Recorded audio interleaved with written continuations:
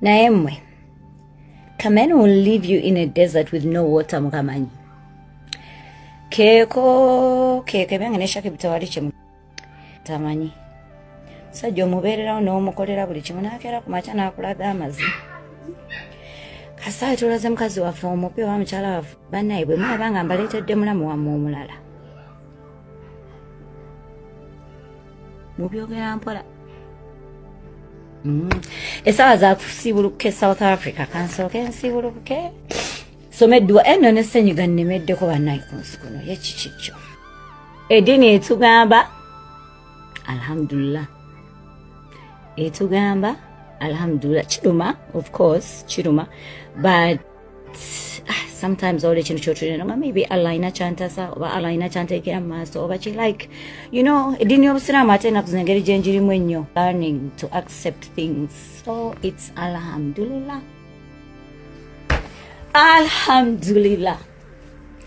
kenfune ku kyokulya kubanga essaawa yeeyo naye mmwe Kamen will leave you in a desert with no water mukamanyi keko byange neshaka bitawali kimu tamanyi sajja omubeererawo n'omukolera buli kimu nakeera ku makya n'akulaga amazi kasawe tulaze mukazi waffe omupya oba mukyala waffe bannaye bwe mulaba nga mbaleetedde mulamu wammwe omulala mubyogera mpola essaawa zakusiibulukuke South Africa kansooke nsiibulukuke someddwa eno n'essenyiga nnemeddeko bannaye ku nsi kuno yekikikyo eddiini etugamba alhamdulillah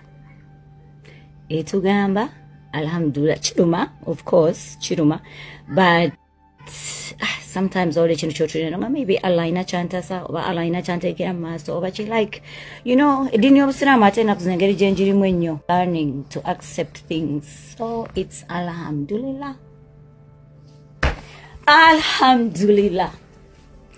kenfune ku kyokulya kubanga essaawa yeeyo mmwe mujja wa Zarika n'akasomero maama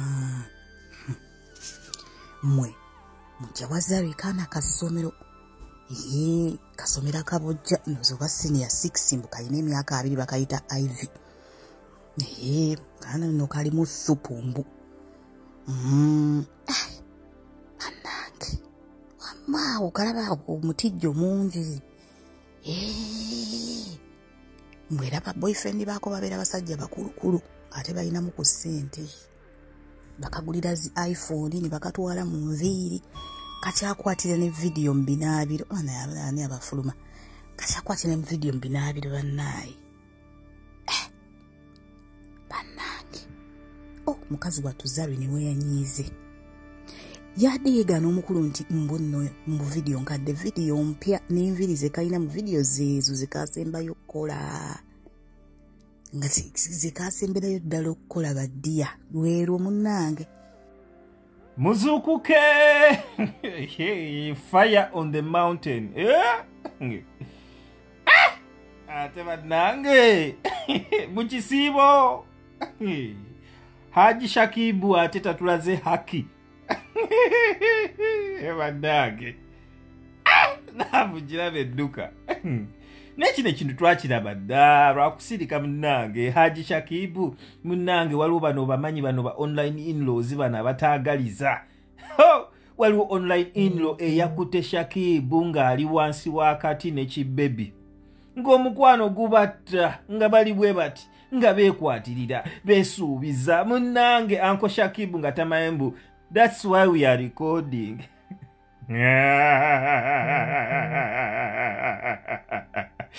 Abantu tebaagaliza bannange nakwata Uncle Shakibu bulungi nga Uncle Shakibu munnange Uncle Shakibu nga asuubiza kabebi akasuubiza ensi n'eggulu mukisiibo anti mukisiibo munnange mukisiibo abakazi abasiraamu tebatuwaako kati zalimbwa abadde alumya Shakibu nga tamuwaako kumbe Shakibu alinayo namba endala Shakibu yabadde wa haki ndala mbu naye kyalumya ezzadde Oh, kyalumye Zali era Zali alabikiddwako mu katambi nga Zali agamba munnange abasajja bwe batyo abasajja munnange nze munnange kangende neeriire eddaako munnange anti kansiibulukuke nga bambi ebigambo ayogera bingi Zali n'agamba anti munnange nange temwewunya ngambalaze mujja wamu omulala munnange abasajja bwe batyo enseno mbo omusajja omukolera buli kimu naye era n'amaliriza ng'akuleseewo bannange olwabalekawo Zali bannange kati gwe kimpugugu gwe kimpanya gwe lambo kalambo nange nkugambye ebya Zali kati ne Shakibu wetwogerera bannange kyawedde dda kawedde mudda oba kati nseka kinina kuba ng'akaaba Zali bamugambye Zali walabika vidiyo Zali nagaana alabika vidiyo n'ennyimba obuyimbi kayimba bagamba wayimbye kayimba kimbu Zali yagambye every day I need the burudi of Jesus every day I need the burudi of Jesus because it is good every day I need the burudi of Jesus iba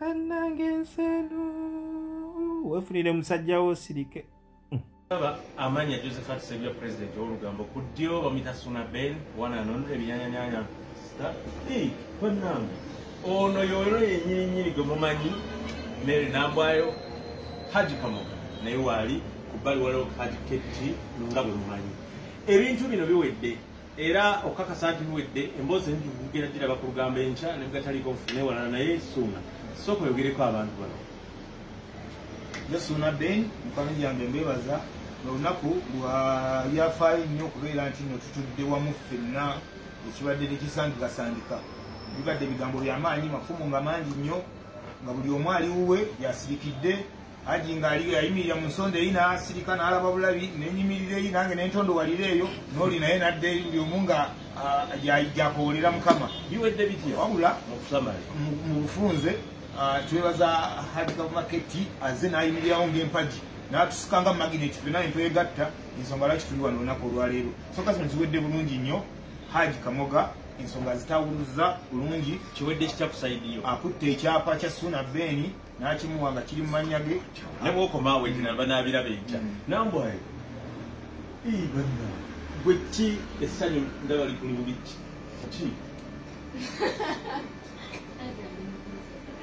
okay ono ebyo tunaabiraba Haji ensonga ziwadde bulungi zibadde zogera bonna ebadde bitingana zidde ku mmeeza zimalinga olukawitandika mu ofiisi olugeze mu ofiisi Suna kano abantu baagala nnyo okukamanya mukulu sembeze eno kamera bamulabe bulungi omukulu ono kano kabagambe wamma kayiringo wali ogamba Nambwa nze wali ogamba yekekaki kugambe kinze sebuya ekigambo ekirala kyali ki ono olukanyala kyo ki akyali mu luyimba lwa Gerald Kiweewa naye nja kukubira Kiweewa mubuuze wali otegeeza ki negwe oli wa myaka emeka ebigambo ebikadde ebyo by'oliita anti mpuliriza nnyo ennyimba z'akadongo kamu ze nnyimba zange gwe bakuyita akayirungu walowooza ki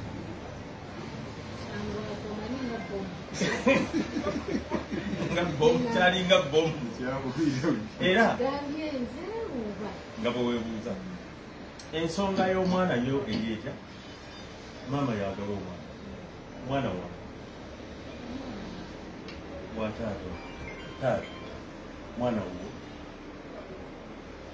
gambye agaba omwana lwaki tubuuzizza mwana wo owadde omusolo esooka katugende n'ekigambo ebisigadde byonna enkya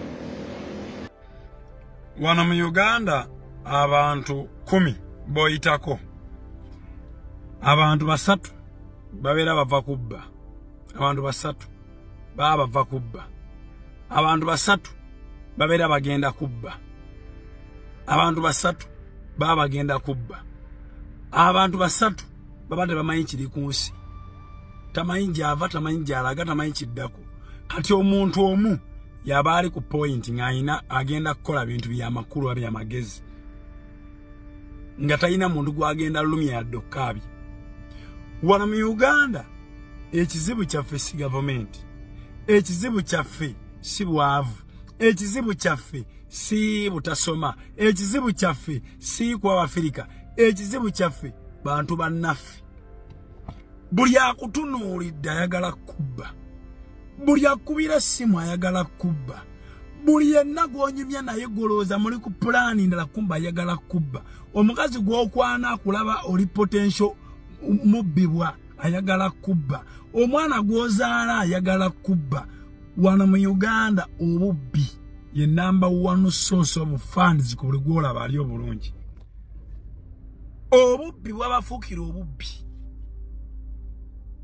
Era Sodoma ne Gomora Katonda abazikiririza bwerere ne Uganda bali bagizikiriza dda. Nge kiriwo ddala. Leero ng'oyogera oli musanyufu. Muganda wange. Yoga muganda wange. Akabi kisa kya Mukama. Namwe mwebale okulungamya mubadde muyina engeri gye mulungamyamu ensonga ezo mpola mpola. Tokuyise kulungamya gamba mwebale kulwana. Byonna Abaganda tubikka. Mwebale engeri gye mulwanyemu embeera eno okulaba ng'edda mu nteeko. Omanye amaloboozi oluusi omuntu yali badde ategeera ekituufu ekyokukola naye eddoboozi bwe liba erimu ayinza obutaliwulira mangu naye bwe kaweerawerako agamba nti kirabika abangi bwe basonze kirabika we watuufu n'akola bw'atyo. Kale nebaza mwami Kamogo okuwuliriza obulungi namanya ekituufu ekyokukola watali kulwanagana na kusika muguwa. Nebaza ne mwami Kavuma Ketti okusobola okubeera nga yazze n'atuyimiriramu wakati n'alungamya ensonga ne ziggwa bulungi nga tewali tabu n'akamu. Amiina. Twamaze okusayininga zi transfer kakati tugenda kuddawo procedures endala naye nga buli kimu kitambula bulungi tewaliiwo kisikatira nga wayinza okugamba nti ono ataddewo embeera eremesa omugendo okweyongerayo mu maaso. Era n'essaawa eno tuli mu kooti tugenda kusisinkana omulamuzi okusazaamu byonna ebibadde bigenda mu maaso okunenengana n'ebirala bwe bityo. Weewaawo ssebo. Naye nze ng'ovuddeko okuba nti kati ekyapa ky'ogenda kuddamu okifune n'omukyala bamuwadde ewalala. Omuvubuka ali eyo njagala kiki kyaba ayigira mu mbeera eno nze kyokka kye njagala. Kituufu embeera eno nze nina obulagajjavu nga nze omuntu nze njagala nnyo ebintu ebyokwesiga. Nze nina ettaka ebbombo naligula mu COVID naye sirirabangako. Naye omusajja eyatwalayo ssente yali wa booda eyalindabira bamuyita Deo Ganyana wakubukedde. Abeera neegayirira buli kaseera nti nno wange lwaki tojja n'olaba ettaka lyo naye obudde bumbula okugamba nkugerezaako okukusiigira obulagajjavu bwange. Naye kaakati omuvubuka ali eyo ekigambo kibayita property kirala nnyo. Ofisanga nnyo akadde n'okiteekako omulaka gw'amaanyi nnyo wakiri n'olagajjalira mu birala. Bino nzirira nti nfunyeyo sente bwese wayinsuulirayo akasente ako kasite omanyiyo biki. So omuntu asobola okweyambisa akacyansa ako oluusi ye n'akola ekintu ekitajjansa. Naye nga mu byonna mu bintu ebikwatagana ne property ebintu ebinene ng'ebyo byeteremu omukono gwo gwonna ogujjudde ng'omuntu sotuma teweesiga muntu. Kyekikyo ddala. Ate mu byalaavu mu byokwagala kati okwagala ne property bibeerenga byanjawulo kubanga ebintu ebisinga abakyala byaproviding osobola n'obbino n'ewalala. Ale n'olw'ensonga eyo bw'obanga oli mu mukwano togukkirizanga era okudrivinga okubaako gye bukutwala ewala ebintu ne property ebyawule kola bibyo ng'omuntu n'ebintu by'omukyala obuvunaanyizibwa bwe bubeere bulala. Abakyala balina obuvunaanyizibwa bwabwe bwe bakola obulungi bwe tutasobola batuukirize olwo bino byaffe ng'abasajja. Weewaawo. kale tweyanza nnyo tweyanzige ebisigadde tujja kwenonyako ba wiiki ejja ejja kwenonyako tukube ebibuuzi byaffe tubiveemu emboozi kati yo yawedde era tetugizza mu kamera tujja nnyumya byaffe ebibuuzi byaffe amiina kale tambuza vidiyo eno mu ssanyu ery'ekika ekyewaggulu nkyalemeddwa kwegamba n'okudda engulu naye eno vidiyo yo gitambuze bannamasaka muli mutya ntegeezeddwako nti essanyu lye munninako buli ave masaka lwokubanga mbyaladdisi waawa basanyufu nnyo baga nti omuvubuka oyo tumwetaaga okumulabako mwebale kakati buliriza eno vidiyo gitambuze njagala kkiriyalinga mpewo kubimuko ebitandisa okubungeeta ku midiya oludda olumu nga luli mu kwekaza lugamba nti Suna Ben bwaddiziddwa ekyapa kye kyasabiddwa ate ye oba ne yeeyama nti agenda kuwaayo miliyoni 7 okugulira omukazi n'okumuzimbira wagenda okubeera ago mawulire ga bulimba bino bye bataagala kubagamba nakugamba nze ekyenjawulo kiriwo mwabangoberera saagala kukyamuukiriza nakunoonya likes na views tebakulimba Suna Ben kino ekintu akivuddemu nga talina wadde yadde olwataano lwalagiddwa oba lwasabiddwa okukwasizaako ku Nambwayo kubanga era zonna ezaakolebwa zaali in between Nambwayo ne mwami Kamoga Haji. It was not between Suna Ben and Nambwayo, it was between Nambwayo and Kamoga. Kati ulirize kikoleddwa. Haji Kamoga bw'ategedde nti ekintu kirabika kyayonoonese asazeewo okuwooya oli kubanga bali takyayinza kumujja okubira ebintu olw'ekiswalo kyonna ekibaddewo. Njagala nkulaga amaanyi g'ekiswalo kye gakola. Basazeewo Haji Kamoga akkiriza okuwaayo poloti agiweeyo eri Nambwayo era amuzimbireko n'okumuzimbirako. Nkikuddire bulungi. Haji Kamoga akkiriza okuwaayo ennyumba akkiriza okuwaayo poloti n'ennyumba eri Nambwayo ave ku kyapa ky'omusajja. Olwo Kamoga ne yeetikka omugugu gonna ng'alaga nti ensobi zonna zaali ku ye. Oba ntegerekese bulungi waliwo akategedde katolimbibwa ekyo saagala njagadde nkikoleko speed saagala olimbibwe kya Suna Ben awadde ekyapa naye ate miliyoni 7 no ebyo Suna Ben ayinza obutabagamba ne bino bye mbagamba ago ge mazima nno ate nkugamba lindako okwewaana teweewaana nnyo bebi kubona gwe twogerako ekyapa kyaffe tumaze okifuna n'ennyumba weeri ne poloti weeri ti gwokyali mu byamawulire kubanga mwagala kuyisawo kiswalo kino naye nga nammwe mwategeera ensobi gye mwakola oba ntegerekese bulungi.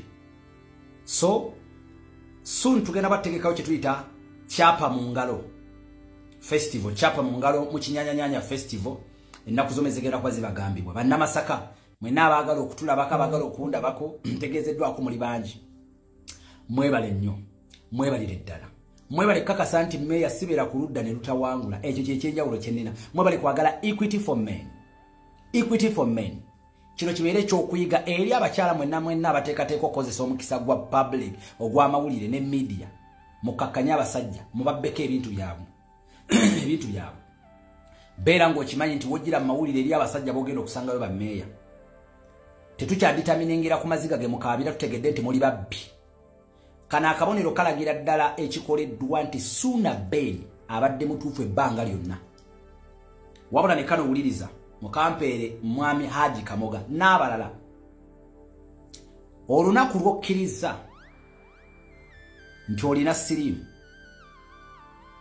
lwe luno olw'olwaleero lw'otandisa okumira empeke takategedde siriimu bangi bamufuna ne babakanya bagamba ne bawakana olwaleero Suna Ben lw'omuwadde ekyapa kye lwe lunaku lw'okkiriza nti obulwadde obulina oluvannyuma lw'ebiwundu otandika okusiiwuukirira nga tokyabitegeera leero lw'okkiriza nti ddala obulwadde obulina era ekyapa ky'owadde Suna Ben lw'okkiriza okumira empeke kati oweweddeko kati omize empeke eweweeza naye tewonya so byonna amakuba agayinza okuba nga weegali agatatambula bulungi Haji wange nkusaba ogatereze teri mulabewo era munda mugwe nsabawo ekitiibwa Allah akulungamya akutegeeza nti teri mulabewo tubadde tugezaako kulwanirira wakati w'omugagga n'omunaku bino tebibadde bya banene ku banene bibadde wakati w'omugagga n'omunaku kati ffe banaku banne gwe tubadde tulwanirira nga equity for men olwo neebaza mwenna yakwebaza omukyala full figure lutalo lubaddemu equity for men webali butatulekerera omwami Godfather webali kubanga totulekeredde waliwo gayi bamita Benson Pro webali kubanga totulekeredde waliwo omukwano bamita Shalom 256 oyo Shalom oyo gayo oyo kyane ekyo kikoze bulungi. Lupi we bali kubanga okoze bulungi ne tiimu endala zonna ezibadde zirwana abantu ababloga abamu ku b'amaanyi abalwanyi mwebalire eddala musinze bangi abaali beeyita mikwano gya Ssuuna babadde akubira endongo ku bwereere nga tebasasula na nnyimba babadde alowooza nti mikwano gye ne batavaayo babadde awanga interview ne bafuna views ne bafuna ne sente za internet ne batavaayo.